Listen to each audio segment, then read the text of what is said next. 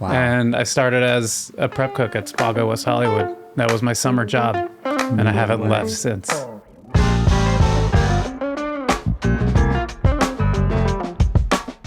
Welcome to Industry Only at the Cheese Store of Beverly Hills. Today's guest is Ari Rosenson. Chef Ari is the chef and director of culinary for Wolfgang. Something. I work with Wolfgang. Puck. I'm an Enigma. But he doesn't Wolfgang just Puck work world. with Wolfgang. Chef has been working with Wolfgang for the majority of his career. The entirety of my career. The entirety of his career.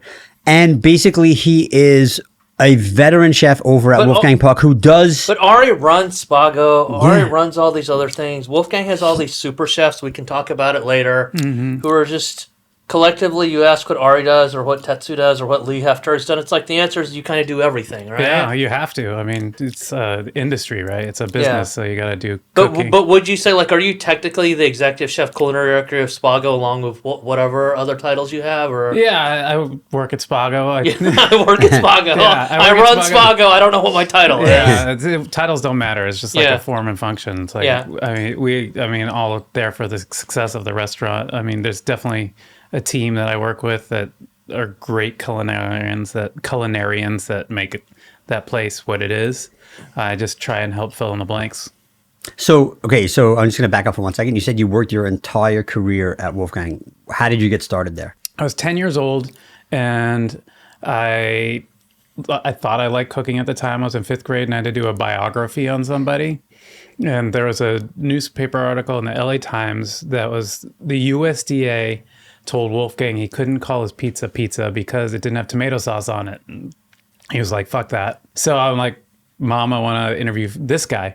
She's like, sure, call Spago. So like I started dialing the phone and started cracking my... Let me just back up for a second. This is back when there's no internet, right? It's so rotary phone, I think. It was a long time ago, but like, was Wolfgang as famous or like, was he like a well-known chef at that time? Very well known. I mean... Oh man, are we gonna have to explain to Dom? How the original incarnation of Spago? No, there was a restaurant before Spago too. No, so just to put things in perspective for people who may not necessarily know, like, the long history that probably Wolfgang has in this city. He's been around for a long time. Right. So I mean, you're basically taking this big leap. You're calling into somebody out of ignorance. Like I called Spago and I started like stuttering. And my mom grabbed the phone out of my hand. I was like, my son wants to interview Wolfgang. Do you think he'd be interested? And they said, yeah, absolutely. And he had to cancel on me a few times. And I was like, oh, fuck. I'm not going to be able to do this interview. I'm not going to be able to finish my report. Finally, the day before the report's due, I get the interview with Wolfgang. My mom's my photographer. I have like the tape recorder on the table, and I asked him a bunch of questions. He sat with me for like an hour, very generous with his time. Where'd you sit with him? Spago, West Hollywood, at the bar. Spago, West Hollywood. Wow. I was 10 years old. So that was on Sunset, the one on Sunset. Yeah. Wait, this is the Horn location. Horn, like atop Sunset. Let's get technical about this. Yeah. Wow. And the thing that you need to understand at the time, like, because you didn't know this at the time, but I remember hearing a story, and maybe this is incorrect, I'm thinking of another restaurant, but I think it's correct, that like when Govan Armstrong was like working at Spago, like, I think like his mom had to drive him there or something because he was so young, right? Yeah. So Wolfgang just like he nurtures these people, and I know we're giving you shit about not understanding the history, but I think Spago opened. It was like, I think it's just your prized client Nancy, right? Like Mark was cooking there, mm-hmm.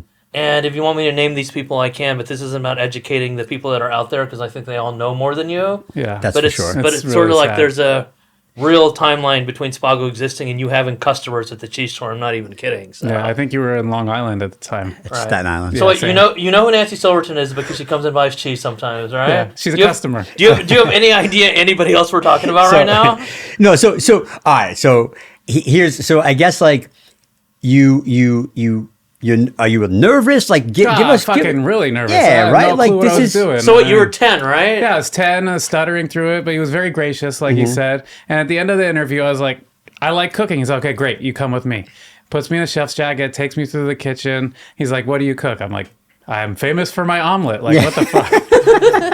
So I cook him an omelet. And right. By the way, forget Ludo. At 10 years old, Ari's omelet. Yeah, I was like, that was stupid. I had no clue how to make an omelet, but that was my thing. And this is also back. Like, let's not get into too much where you could just put a 10-year-old in your kitchen. Right, have them look around, have them touch stuff, and not really worry about other things that might happen. You know? Yeah. So what was it about? There was no liability at the time, for sure. I mean, I've seen some shit in my life. So you're mesmerized by the chef already, like so he takes you back to the kitchen. I make an omelet, and then he's like, "Okay, now I'm going to teach you to make something." And he takes me on the line and shows me how to make a pizza, and then sits me down. He's like, "Okay, have dinner," and treats us to dinner. And he like checks in and out through the evening. It's like signs some cookbooks, signs my chef outfit. It's like transcendent experience for me, right? Like this is my life altering moment. This is what brought he quit me to school this at 10 podcast years now. old. Yeah, almost. So do the report, got an A- B+, pretty pissed off about that, but it was very, the experience would change my life. And then turned, I think 14, and then went to Granita. That was his restaurant in Malibu at the time, and he happened to be there. It was like my birthday dinner or something like that. We got one fancy meal out a year, and that was the one I chose. I got lucky. He was there. I went up to him. I was like, "You remember?" He's like, "Yeah, of course." I'm like, "I still like cooking." He's like, "Okay, great. You just come work for me, and you become one of the chefs in my restaurant." Like, okay. Wow. I love how it used to be. Yeah. Wow. So then cut to 16. I lived in Calabasas at the time, had a car. I tried getting a summer job at like Alpha Beta supermarket, and they didn't want me as a box boy. So I wrote him a letter and said, "You promised me a job. Can I have one, please?" He's very polite about it. Wow. And sort of kind of way. I tried to be polite, but it was It's like, I need this or my life is over at this end. more or less. And then I sent them a picture with us together in it. So to jog the memory. Smart. Yeah. Right. And again, this isn't like you text somebody a photo. This is like back then, it's like a physical photo. Yeah, like there was It's like effort. the whole You put a thing. lot of effort It's into it. like CVS printout. Yeah. And then they called me back the next day when they got the letter. I FedExed it overnight, and they called me the next day, and it's like, "You have a job. Start on Monday. Bring some knives." Wow. And I started as a prep cook at Spago, West Hollywood. That was my summer job, and I haven't way. left since. Yeah. Wow. Yeah. And so there's now then, because you've been there for so long, and there's a different part of the story now, right? Because I'm sure there's a lot of people who went on to become famous, successful chefs who also had some story about, like, I was young in my career and I got to work at Spago. So tell me a little bit about sort of you flipping it and becoming that guy. Well, I think through the years, like had to go through the decision-making process. Like, do you go to cooking school after you go to Spago and take your career that way? Or do you stay and kind of find what guides you? I was either guided by ignorance or my thought was I saw these people coming out of cooking school and I know a lot of what they've learned already, and I think I can find people to help me fill in the blanks. So like you said, Lee Hefter earlier, like he had started as, I think, a sous chef. He got brought out by Joseph Manzari to become a sous chef at Spago. And Lee used to like pick on me like I was a runt, and I probably deserved it. He called me like a punk kid. And then I was like, he had become the chef of Granita, and then Wolfgang was bringing him back to be he was a chef of both Granita and Spago. And then when we moved Spago to Beverly Hills, he was going to go be the chef of Spago Beverly Hills. And right before that transition happened, it was either you got left behind in West Hollywood because West Hollywood was going to stay open and then die at the end of its lease, or you go to Beverly Hills and go on with the future. And I could see the amazing talent that Lee had and his passion. And so I was like, basically, I sat him down. I was like, "Can you please take me with you?" And he's like, "Yes, sure, but you have to stay here to help with the transition." So I stayed, and my first day, I think, was at Spago Beverly Hills, was the first day it opened to the public. So can I ask? I want to ask a dumb question. So they kept the West Hollywood location open. Yeah. It was that was also Spago. Yeah, it was also Spago. There was two Spagos at the time because I believe, if my memory serves me correctly, I think he had certain investors in that one and certain investors in Beverly Hills, and the investors in the West Hollywood one made him keep it open. Just like So at that time, like Wolfgang had a ton of restaurants, or was it just like a handful of restaurants right now that was sort of? It was like I think like 5 or 6. Oh, okay. So he was. It wasn't that crazy. Like, I have management deals all over the world, but he was crushing in Los Angeles. Yeah, so. and Vegas was hitting. He had a few in Vegas. I think Spago Mexico City was open. Oh, wow. And I'm not sure if Spago Tokyo was still around, but that's around that time. So then I started in Beverly Hills. I was a low line cook, and I kind of latched on to Lee, and Lee saw my work ethic, and he made me cry every day, but for a good reason. I needed some toughening up and needed mentorship, and kind of groomed me to, with him and like Sherry Yard and all the different people that touch your life, make you who you are, and brought me to where I am now. Right. So you go through, you kind of like, you go through the ranks. Like, what is it like? Oh, big noise. Big Yeah. noise. Oh, salud. Yeah. Oh, salud. All right. Yeah. First time having big noise, right, Ari? That's good. So, you know, like who were you looking up to at the time, and what was it like going through the ranks? Like, because like that's like an old school chef mentality from back in the day, and like That really doesn't exist anymore. I was just gonna say, like, so it doesn't. So like you kind of went through probably during the toughest times when it was like probably some of the hardest environments to work in and things like that. Not for any other reason, but like there was a complete demand on the skill set, and there was an expectation that you had to meet. So like, what was that sort of like, and how quickly did you rise to kind of become that senior person that I mean, it took me leans a on? long time. I think the ability or the knowledge that if I'd stuck with it, I would make something of myself.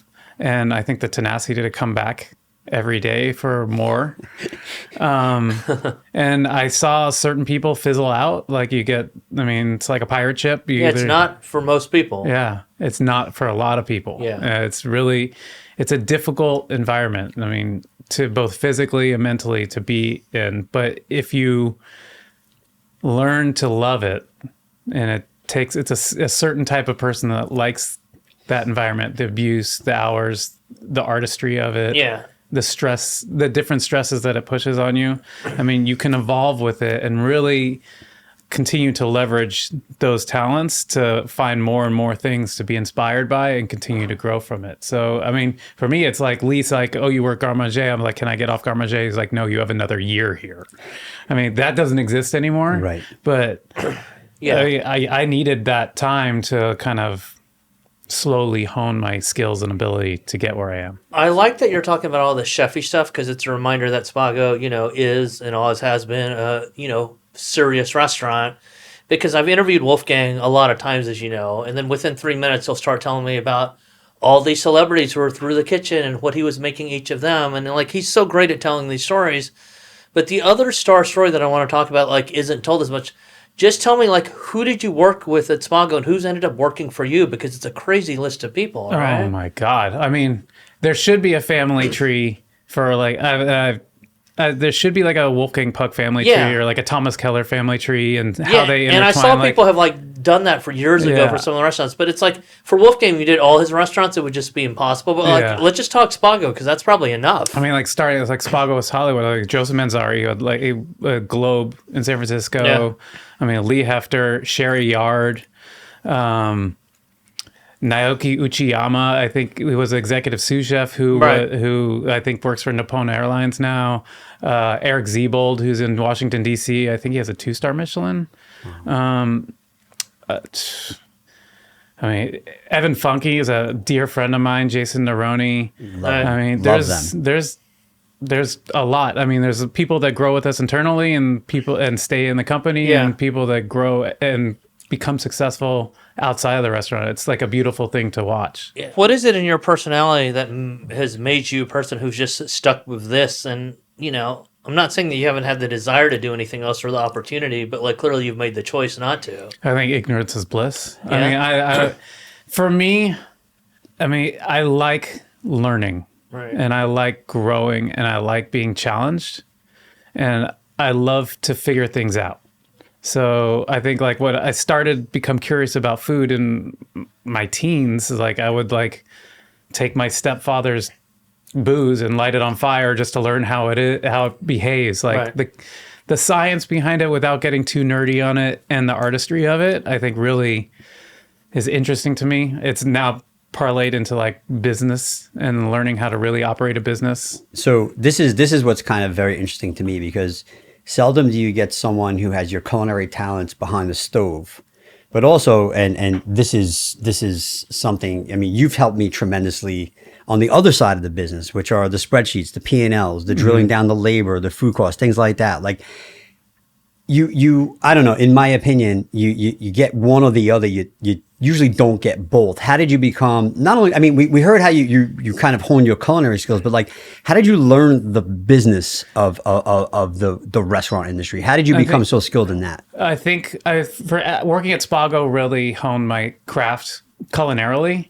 I think one of the really important parts of my career learning the business is, one, you realize that a restaurant, if it lasts more than 18 months, it's successful. Yeah. Because they know how to turn a profit and have a longevity. It's either they put out a shitty product and people don't show up, or they have the right mindset to be able to plan and to operate their business successfully. Because some chefs can just like do the artistry form of it, and some chefs can't. So for me, I really learned when I opened Cut and that Wolfgang Puck Four Seasons partnership.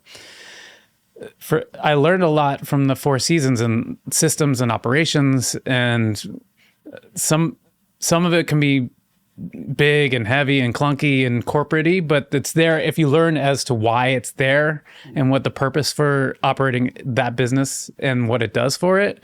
That really helped me understand like that complete picture from like a people and product side, moreover than the profit. In my career, I think that's where it's like, oh, there's this side of it too, and that really kind of tickles the ivory for me now. So one thing I'm curious about, and like maybe you're saying, maybe it's true, ignorance is bliss. Maybe this is a little true of Wolfgang too, in terms of, why you want to keep going, right? So Spago a couple years ago celebrates its 40th anniversary. Wolfgang, obviously, like the Chinese restaurant, also celebrated a 40th anniversary recently. Mm-hmm. Wolfgang and the team at Spago decides during the pandemic, instead of giving up, we're just going to lean in harder. We're going to spend money. We're going to redo the restaurant. We're going to make it more youthful. We're going to upgrade the service. We're going to do something different with cocktails. Tell me about that whole process and how it made you sort of rethink what kind of food you wanted to serve at that restaurant. I mean, we still talk about it. Yeah. It didn't even end with the pandemic. We talk about like what we're going to be doing in 6 months and is it going to work? And I mean, I'm working on all kinds of stuff that I think we're going to roll out this summer. Right, but tell me how dramatic the change has been, because it's been dramatic. I mean, well, with the pandemic, we did take out food like everybody else, and then we did theme weeks, and like Wolfgang's like, it's really not about making money right now or surviving. It's about being of service to the community, which is a lot of what the approach is for everything he does. It's all about the guests. Everything we do, if there's no guests, we're not in business. So in the pandemic, it was like, okay, we're going to do fried chicken nights. We're going to do like theme weeks where we like did Persian food one week and Puerto Rican food one week, and just to explore and exercise our abilities and to like keep it life interesting for people, because we didn't know what the fuck was going on. And at the end, we didn't know if we were going to survive, so to speak, to the end, like what that was going to look like. But we knew we wanted to be of service to our community and make sure we could keep as many people on as possible. And then outdoor dining became a thing. We put this to talk to the people that put up tents in Coachella. You put up a megaplex. Yeah, basically. It was the size of Canada Dry. Like people were just putting tents up somewhere. You guys built this. It's a perimeter of a city block is what it felt like. I mean, holy hell, outdoor dining. Yeah. It was more seats than we currently have in the restaurant. It was a challenge. But I mean, again, we want to be challenged and we want to be a restaurant for everybody and a place where people go to be entertained. And that's what being a restaurant is. So we built this giant tent and built service and food and all the challenges that go with like moving a restaurant from inside to outside and what that means, and adjusting our steps of service because of different idiosyncrasies of a pandemic.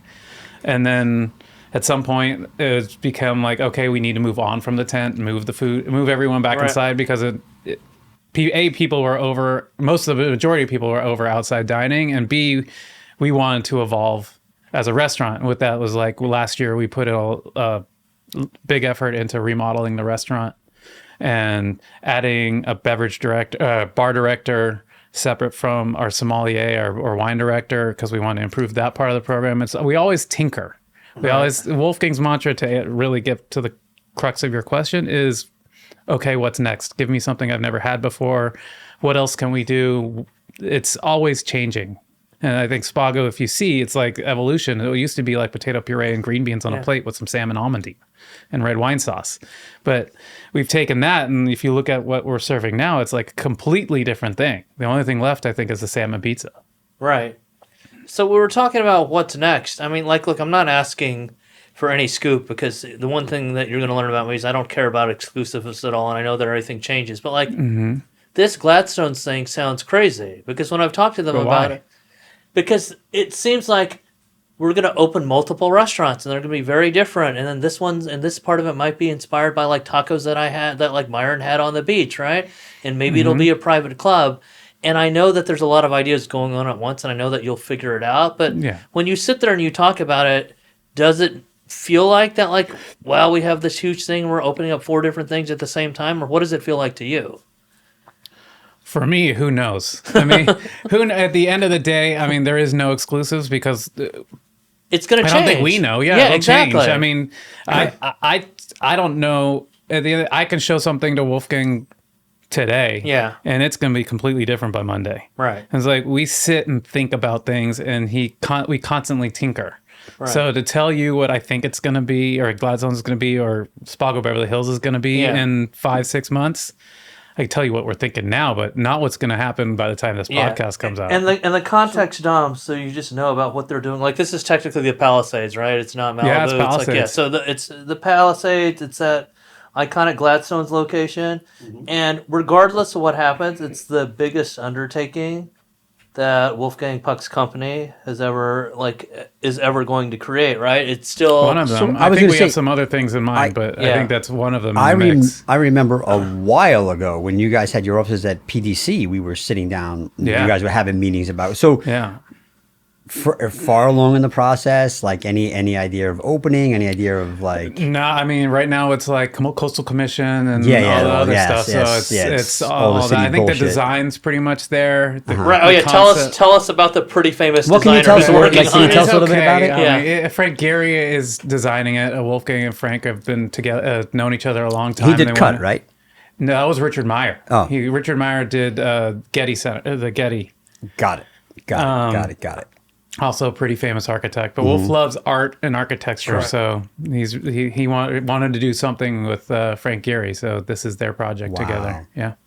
Okay. Pretty impressive. So there's no real opening date or any of that stuff. No, it's like years away, but I always we haven't broken ground yet. I always love to ask these questions because on one level they're so ridiculous. What do you want it to be? It's like it could be 3 spaceships in a circus tent, right? Yeah. That's what it seems like. And the community could need something different by the time we get there. So, I mean, you definitely want to ingratiate yourself to the community. So, who are our guest base, right? So, 5 years ago, all we were talking about, or 10 years ago, we were talking about like private clubs and Soho House and this and next thing, and that whole thing seems to be evolving. Yeah, and people have moved on from that, and it's like everyone can belong to a club, and it's not so exclusive. So maybe there isn't a club component, or maybe there is, or maybe it evolves, or who knows. So, okay. So yeah, I mean, that makes sense. So like, where do you see, besides glasses and stuff like that, like what's the evolution of the Wolfgang brand and what's the evolution of Ari? Like how is this all playing together? Like what's new and exciting that besides Gladstones that you guys like are kind of, any new cities? I think we're opening this summer at Spago in Bodrum, which is on the coast in Turkey. So we're going to have a summer house there. And then there's some other projects that I can't really talk about, but we have quite a few irons in the fire that we're working on, a lot of things that we actually had a meeting this week to talk about. And do you see Wolfgang slowing down, or is he just he's just at it? He just keeps going. I've asked him to slow down. It's like he'll call me we'll talk every day of the week. There's no days off for Wolfgang. All he cares about. He loves it as like he loves his family. He loves that's his baby, working in the restaurant industry, and in part like we're all his children too. Right. I've worked for him for over 30 years. Your lifetime. Life, yeah. And he is invested in the people that work for him and wants to make sure that I think that he provides a a place for people to make a living and have success in their life. Like I have a family that I'm successful as a person in part because of what Wolfgang and people like Sherry and Lee have provided me. So, do you have, like, if you could go back and tell a 10-year-old you anything at this point, Don't do it. Is there anything? Well, that's what I'm saying, right? It's hard. Go make money. Yeah, be a hedge fund, be a banker. Get involved in real estate in some way or another. Yeah. Or a massage therapist or something. Massage Right. therapist. But tell me something, though, for real, right? Because it's like there's a handful of you that really are the Wolfgang lifers. Why do you think there's so many of you? He treats us well, Yeah, or as well as he can. There's always growth opportunity, and he cares. And as much as he tries to get under our skin and push us, right. There's the other side of it where we know that he cares and wants us to grow and looks for any way to provide us opportunities for growth. Like he's done a few interviews, but what he talks about is like why his group has grown or opens more restaurant is because the talent that pushes him to do that. Right. And the talent that pushes him to do that is the people that need the opportunity for growth. So it's like, okay, I'm going to open you this. Yeah. And that's why I moved to Cut in Beverly Hills. Right. Let's talk about your relationship to Dom, because it's like, look, I wish I get didn't it. have one. Right? What do you actually Ari, like? I love you. I love you too. So, I Ari, love you. here's the thing I'm trying. What do you actually like about coming to the cheese store? Why do you come here all the time if it's such a fraught relationship? Well, it's nice to sit in this dungeon and get left down here alone, wishing Dom would show up. And he's like, I'll be right there. And then you just wonder why you show up. I don't know. Well, Dom's a good person. And ultimately, he cares about, I think we have like minds where he cares about people. Right. And he cares about having really good product. And he doesn't want to give you something if it's not good, and wants to find the best of the best and provide you with the best of the best. And he also, what really draws me here is he's built and continues to build a community. I happen to be like antisocial generally. A lot of the chefs who come down here are some version of that. It's pretty funny. I mean, we all live in the pirate ship. We all live in like submarines where we're like live in this insular environment. And then when we get us all together, we're like sitting our hands in a pocket and don't say a word to each other. Yeah. And I think for me, people like you and Dominic are kind of the glue, and almost Bert as well has really drawn us all into this little Los Angeles community and beyond, and really pushed to engage with each other in ways that I think we've never had. I think social media has something to do with it too, but usually it's like in my head, in the old way of thinking, like is like, fuck that guy. And that's just out of ignorance and ego. Right. And they're in the same ship boat as you are, and you can appreciate what they're up against and the challenges they are. And if you want just success for you, they're not really your competitors. That was what I was going to say. Like, partners. There's no competition. I think that's like, and it's unlike a lot of other industries where like there's no competition. And what I'm learning and what I see too is like all these collaborative events that chefs are doing. Like, I think it's starting to turn where it's like, hey, like it's not competition. Like there's enough space for everybody. Well, LA's and I better appreciate than that a lot because like you said, like guys like Burt Backman and chefs like that, like they're bringing people together. And I always love to do that. Yeah. And I think that to me is something that, first of all, you don't really get that many opportunities to do that because you guys are always working. It's like crazy hours. And when you're not here, you want to be with your family, right? Like Wolfgang almost started that with like the American Food and Wine Festival. Oh, that was unreal. At Universal. Yeah. That was they got chefs from all over the country, and it was the party, and it was that so was much the fun. best food.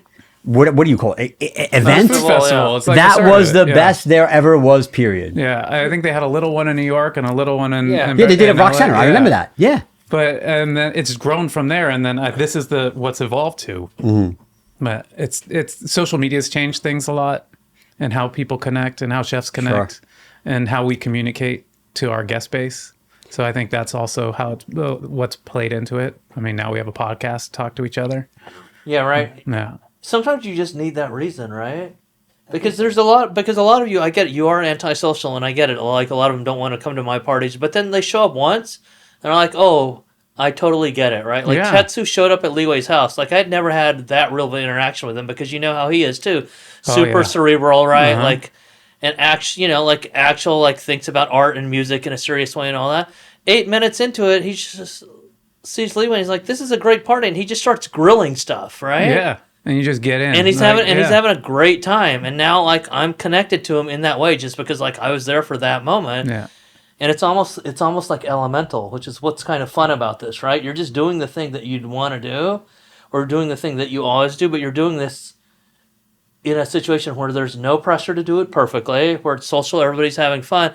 And also, there's a lot of people, because there's a lot of younger cooks at that party who are just like, that's the best fish cooked over live fire I've ever had, and it's just like this guy fucking around. But I'm like, yeah, it's because it's Tetsu, that's why, you know? Yeah. And so you get a lot of experiences like that now. And I think that's what, you were talking about Bert, that's what he's good at. Like, he's getting people together like this because he'll be the first to admit that he can't cook like a lot of these people. Like, we joke about it, but he's also just like, look, he's not... But he loves it. Yeah, no. He literally, learned how to cook in the last decade via YouTube. Of course, he's not as good as somebody who's been doing it since he's 12 years old, but that's not the point because he brings something else to it. Yeah, I mean, he took his, sales strength. Yeah. I mean, his other career. Yeah. And is, translating that into his culinary strength. Yeah. And really is like a glue. But I also think, too, so, you speak of glue, it's like, food is something that everybody can relate to in one capacity or another. And I think that that commonality of us coming together, enjoying great food, enjoying experiences, that's a whole sort of culture that, it's fun too, because like I said, you guys are always working in the back of a kitchen. You guys are always trying to entertain other guests. You almost don't know how to be entertained on your own. Because you're socially awkward. Yeah, you're what the Hey, Ari, tell me about it, bro. It's it's like water from a rock over here. You're faceless, but Thanks. The other part about being faceless and all this is it's like when you're eating at Spago or you're eating at any Wolfgang's restaurants, and this is true historically, you have no idea if some iconic classically trained chef made the food or literally some 16-year-old made the food, right? Yeah. But if they make it correctly, that's the only thing that you as the customer care about. And now in this day and age, I mean, you'll go to the best because Ezra Ochoa for years, it's like, look, I know I started this, but people are calling him the Taco King of LA. He gets on a competition show on Netflix, gets to the final episode, which Tim Hollingsworth wins. And it's literally this guy was running the French Laundry and literally can do any type of mise en place. And this dude literally learned how to cook on YouTube, right? Yeah. And they're fighting each other. And it's pretty close. And they're good friends right now, right? And if you were going to have a conversation about which chef has been more vital to LA versus Tim or Ezra's, it would really just depend on the type of restaurant that you want to go to. Mm-hmm. And that's what's kind of cool about it. Ezra Scott, this guy had all these other jobs, started cooking out of necessity, and he was just happened to be here at a moment where you could learn how to do some of these things by watching your phone, right? Mm-hmm. And I think there's something you said is more vital, and I want to take from that is something that I don't like about listicles and shit like that. It's we're putting almost like the media, so to speak, pits people against each other. And I mean, they're not Tim is not more vital than him. We all are vital, I think. And by the way, someone doesn't have to lose so someone else could win. Yeah. We had this shit happen with us at the store, and that guy's going on the podcast. We're not even gonna entertain or give place down the street. No. Has nothing to do with any of that. Oh yeah, those are no, and they're great. You know what though? It's there was a we place hope they do well. Yes, we hope everyone does well. And like I said, someone doesn't have to lose so someone else can win. So the lists have to exist, but they're also do they though? I don't think so. Why do lists have to exist? I think that's bullshit. I don't want them. I don't like to write them, right? And most of the time when I get asked, I don't do it, right? But I think that one thing that I keep hearing again and again is that in terms of butts and seats, and then things that are meaningful for chefs in terms of things that can benefit their careers, being things in Michelin and James Beard shortlists and stuff like that stuff matters, right? And as a newspaper, even though I think that a lot of these lists are stupid, I understand that it's people just want some guide that they can go back and look at that gives them a general overview.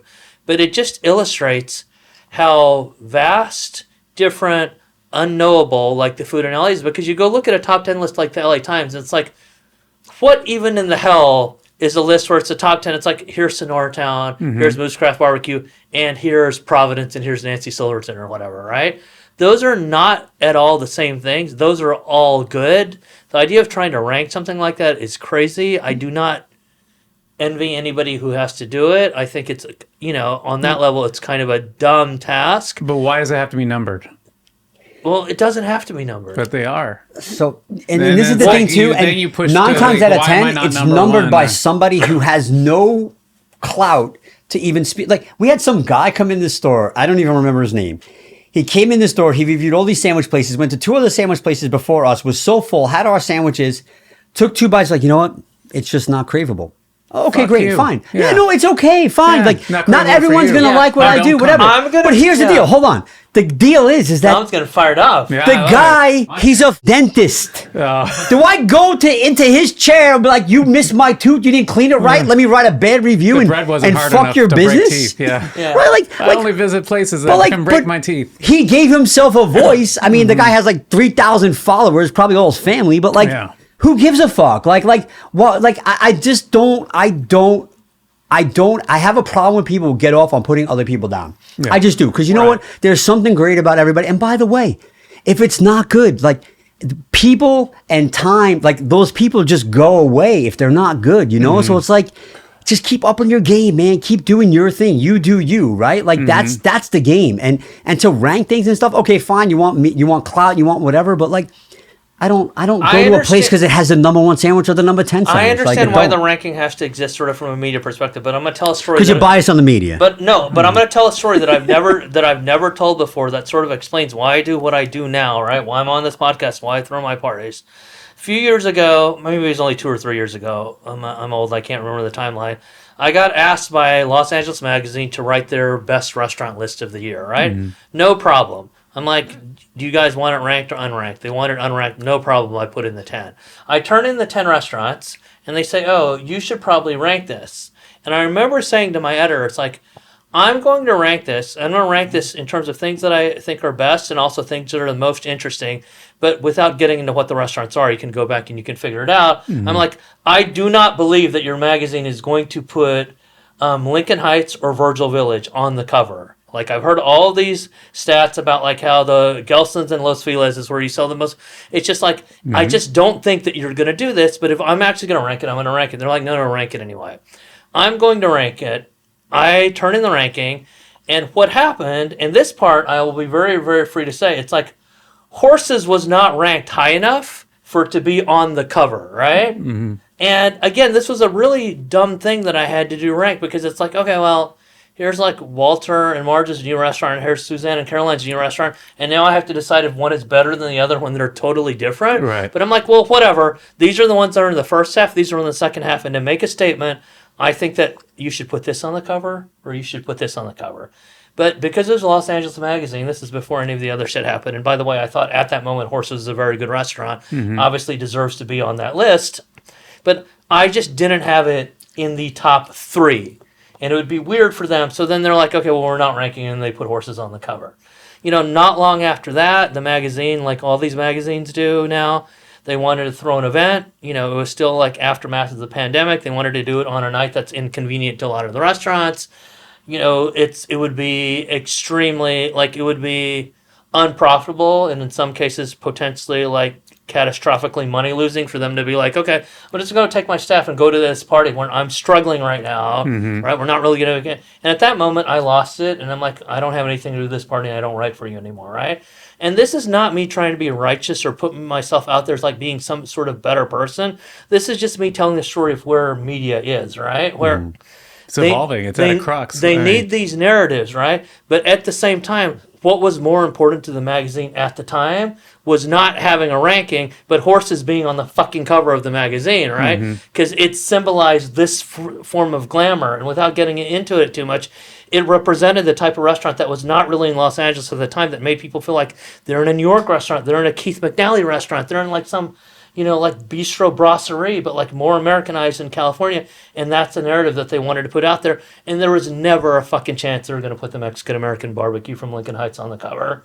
And guess what? Moo's Craft Barbecue is now in the top 10 of the LA Times. So I'm not saying I was right. I'm just saying when you give these things time, they shake themselves out. But in the moment, people are like, no, you have to make me the list. You have to tell me what's best right now. You're pressured by your editors. Right? Yeah. So that's the reality of what it is. Yeah, And because they're connected to the business, so to speak, and you're just trying to do the art form. Put it out. Right. And I'm like, I have these 10 restaurants, but it's like one of these restaurants is not. It was just this thing, right? Where it's like there are people that liked version 1.0 of Cato better when it was in the strip mall and didn't have the booze, and it seemed. Well, they always love you when you're small, and then you start get some sort of success, and then they don't like maybe you. can pay yourself or your people. Right, and now people are saying it's but too they kind of get pissed off when you start to get too, bigger. It's too elite. They're trying too hard, and we want the other thing. The other thing wasn't a business. These other people could not. John Yao could not still be in the restaurant business if Cato was what it was at 1.0. And I mean, I have never eaten there, but I follow his. Yeah. I watch his food, and I watch people's reaction to his food. It only has gotten better from what I see, and that's given because the business has become successful, and it's not in a little strip mall anymore. And he's been able to invest in it and grow his business. I mean, I don't understand why people. Yeah, and we were talking earlier, right? It's just like there's this weird thing in the media now too, where they sort of just want to overinflate the underdog, but they do it a little bit when they're not ready, and then they shit on you when you get successful. Yeah. But you're looking at the semifinalists for the James Beards, and I've talked about this a lot, and I'm sorry I'm going to mention it again. And I love these chefs. They come to my parties. I've written about them. I think the restaurants are great. They put Rashida in as a semifinalist for best chef, outstanding chef period at Bridgetown Roti. Her restaurant is not open yet. Right? Yeah, and I get that she's done. You qualify that, and it's like, so how do you sort of justify putting somebody on this pedestal when they're not, because it doesn't benefit them if they win. Diego from Estrano, a great chef who cooked for Ori, he deserves to be in the 101 because the 101 is about all these different places and stuff about it. But he also was a semifinalist, right? Semifinalist for, I think, Best Chef California. He has he has a restaurant in a video arcade that clearly is a temporary restaurant. It isn't the real thing that he's going to go do, right? It's this whole grand experiment, right? And if you start putting people, saying that these people are the best or have the chance to be the best, and their thing, isn't open, or their real thing, isn't even, a fully formed idea yet, that's a disservice to everybody, right? Because honestly, on one level, I'm like, great, you should go win everything. I want my friends to win everything, You're a great chef. But can you imagine a situation where you look at somebody and you're a James Beard finalist, where's your restaurant? It's it's opening in 6 months, but I have a pop-up. Right. It's where's your pop-up? Oh, well, it's not open that often right now because I'm in the middle of opening my restaurant. Right. And then you're just how did the media do this, you know? What's your thoughts on all that? What's your thoughts on the James Beard and the Michelins and the back and forth? No, seriously, because we've had conversations I've gotten about a star, this. I've lost a star. Spago But had 2 stars. How has that affected business, or has it, or maybe it hasn't, or maybe it has? I mean, Spago's busier than ever, from what I hear. Right? Yeah, that's true. Well, it's too busy. I mean, we're desiring to slow down so we can spend more time on creating better. There's a place in the world for Michelin. And there's a place in the world for James Beard. Sometimes in my personal opinion, I don't understand it. This is my fascination with Spago. So besides the fact that it just constantly reinvents itself and does new things, from food and beverage, when you guys did the bar menu, this, you never know what you're going to get when you go there. But the one thing I know I'm always going to get is amazing hospitality. Well, all the things that, you and Wolfgang and everyone does right to that highest level of execution. Right. But you sit here and you think about it, and it's how does a restaurant? How many seats is Spago?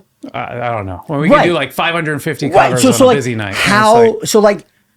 To come up with that many seats at that menu of that level of execution, that doesn't exist anywhere. Right. You guys are doing fine dining, almost for the masses. It's too much. It's right? Too much. It's kind of crazy. So slowing down so we can focus on quality over volume. Right, and you're competing for Michelin stars, and this is no shade on anybody else. This is just the system. But hold on, are you competing for Michelin stars, or are you just being Spago and letting people? For us, we focus on, like I said a little bit earlier, we focus on the guest and making sure what we know to be a great, what we want or desire to be. We always try to achieve a great experience, even if we fuck up your meal for some way, somehow. Our goal is, if we fuck it up, we want you to leave happy and we'll turn it around before you walk out the door.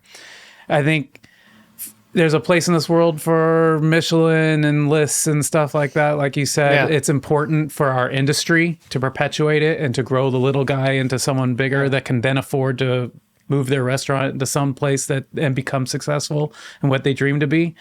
But for us, we focus on the customer, and if they want to recognize us, we love it because it helps with business and it continues to perpetuate the restaurant. Right, but you actually don't need the business now. We don't, but I don't say that I don't want to come across. No, but at some point, no, I get it. But I like it and I want it, but I have an ego, so I do like recognition. You do like people to tell you you're a 10 out of a 10. The insane thing, right, though, is that competing was the wrong word, but what I'm saying is that they're up for the same Michelin recognition as restaurants that are just doing totally different things. Because just doing the math in my head, there are restaurants with Michelin stars in Los Angeles and other American cities that in a year do not do the number of covers that Spago does in a week. That's just a fact. Some of them have closed. Yeah.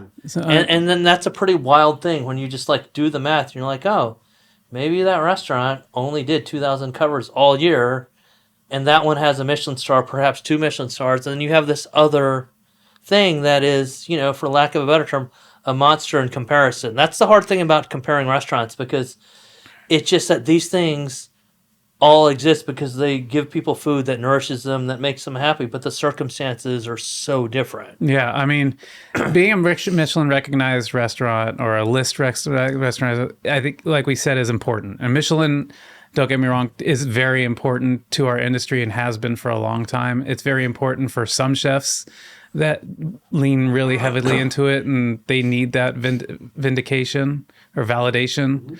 And I think it's a great thing to be recognized by Michelin. I think they're almost standard bearers, so to speak. So I think they're a good thing. Do you think there's a bias towards the restaurants in Los Angeles? A bias, negative or positive? Yeah. I mean, I don't know. I would assume it's not positive, given the few Michelin star restaurants in LA. Well, there's never been a 3 Michelin star restaurant here, and I'm not saying whether that's correct or not, but it's but that's a statement that's been made. I think there's certain types of restaurant that lend themselves to a 3-star Michelin experience, and they have that dialed in. And I think the question is, do those type of restaurants really lend themselves to how people like to dine in LA? And I would say it leans into the no factor. People like to dine differently in LA versus Tokyo or New York or Singapore. I mean, we fit into some categories. Do we fit into a 3-star Michelin category? I've been to a few Michelin 3-star restaurants that's transcendent. The service, the hospitality, the food. I mean, if it's good, it can take you to a different planet. It's a real transcendent experience. Is that inspiring to you? Is that something that you would you aspire to be? Would you want to take Spago to 3 Michelin star? I mean, sure. Everyone could want and desire. Does Spago ever become a 3-star Michelin? God bless us if we do.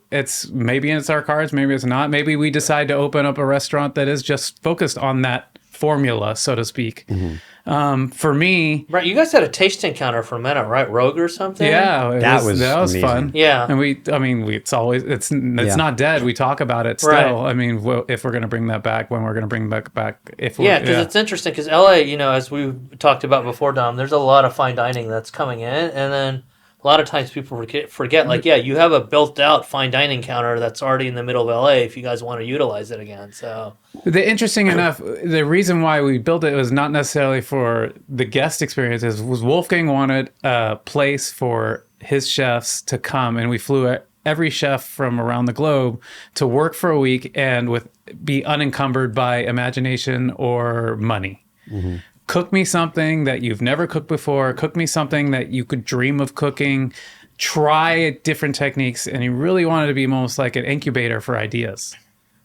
So to me, that was an amazing experience just from that perspective. Not only because we had a counter for 8 guests and we can kind of connect in a different way, right, but to be able to get taken out of your environment and what holds you back in your environment, whether being busy or an HR issue or the business or just because the formula of the restaurant's this way. You take the bar and grill chef and have them make 3-star Michelin quality food and do it in a different way, it kind of changes your mind and how you perceive your own restaurant and abilities. I mean, if I'm a chef, I don't know any opportunity that I would be able to do that with in a lot of, I mean, like that's like, it seems as though it's almost like an anomaly. Like I would not know who else would give me that opportunity to do something like that. Yeah, there's very few. Right? Like that's... like the Noma test kitchen people. Sure. Yeah, I'm sure Thomas Keller has some sort that's of like process. a pretty unique the Noma experience test as a kitchen chef. thing, I remember like visiting, and it's like you go there and sometimes like you spend your first 3 weeks just like doing one very specific, seemingly small thing.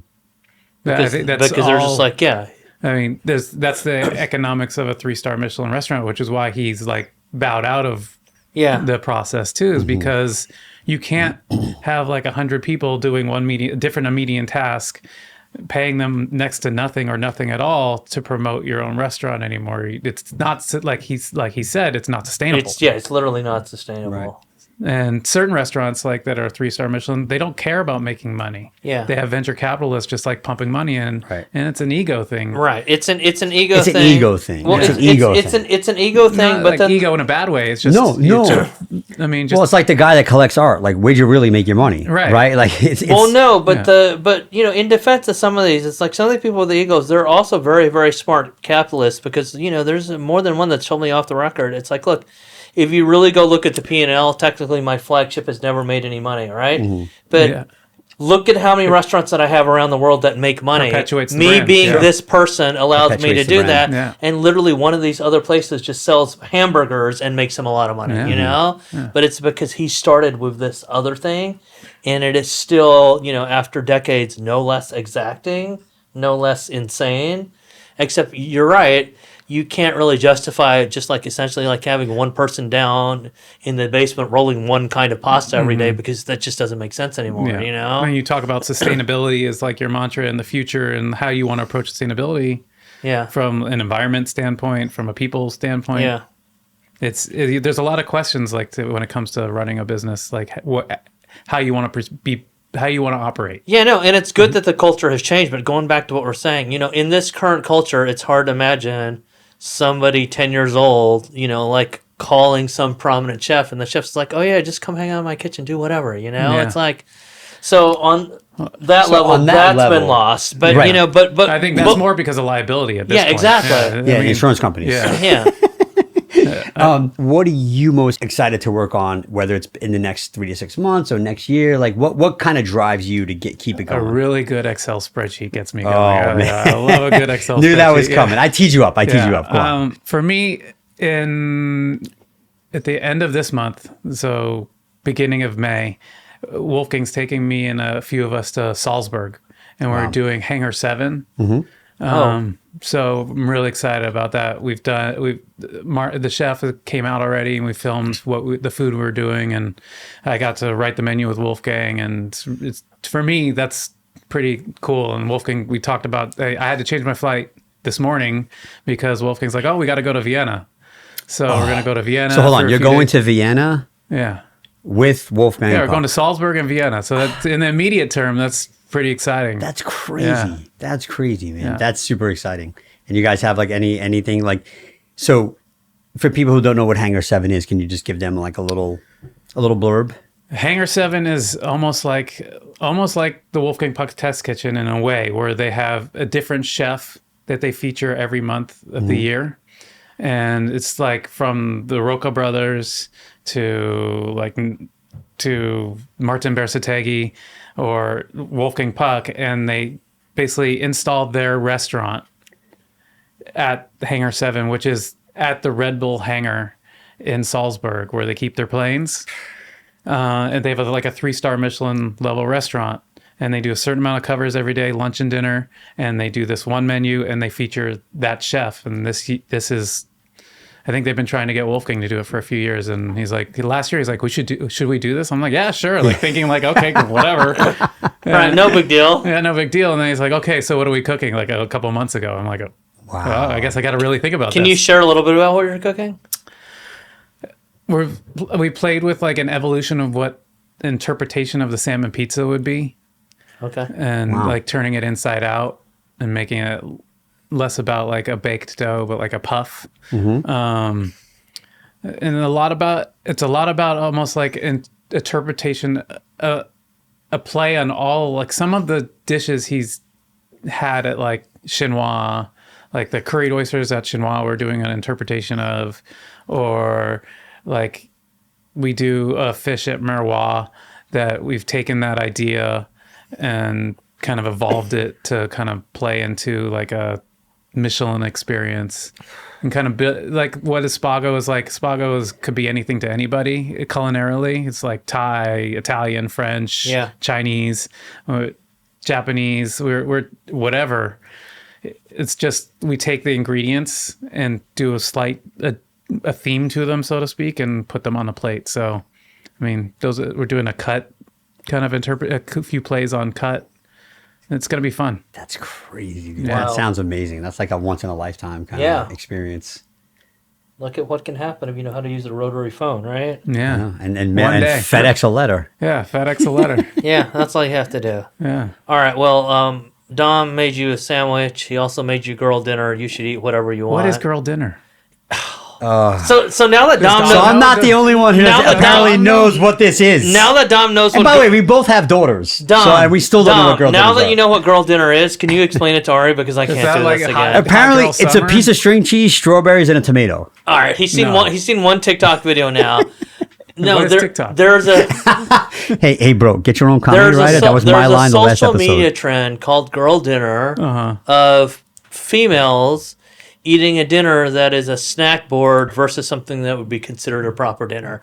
So in fact, like Dom may be the finest purveyor of girl dinner in Los Angeles, but he did not realize that this was a thing that existed. Ari, it's an untapped market. An untapped market. That's all you need to know. Yeah. Right. It's like the private label girl dinner by Domenico's Foods. Right, but this is what we're saying about social media. We're talking about Michelin and all that. It's like no 3D printers, no centrifuge, no immersion, anything. It's like put a bunch of stuff on a plate, and that's the TikTok trend right now. Okay. Yeah, let's have one. So bon appetito, Ari. Yeah, thanks. Yeah. All right, Dom's really, really bad at this, so push every like button that you see associated with our podcast.